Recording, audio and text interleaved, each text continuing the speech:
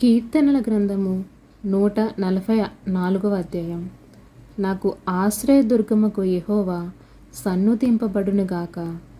ఆయన నా చేతులకు యుద్ధమును నా వేళ్లకు పోరాటమును నేర్పువాడై ఉన్నాడు. ఆయన నాకు కృపానిధి, నా కోట, నా దుర్గము, నన్ను తప్పించువాడు, నా కేడము, నే ఆశ్రయించువాడు.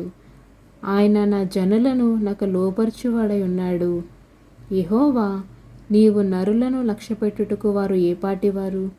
నీవు వారిని ఎన్నిక చేయుటకు మనుషులు ఏపాటివారు? నరులు వట్టి ఊపిరిని పోలియున్నారు, వారి దినములు దాటిపోవు నీడవలెనున్నవి. యెహోవా, నీ ఆకాశమున వంచి దిగిరమ్ము. పర్వతములు పొగరాజునట్లు నీ వాటిని ముట్టుము. మెరుపులు మెరిపించి వారిని చెదరగొట్టుము.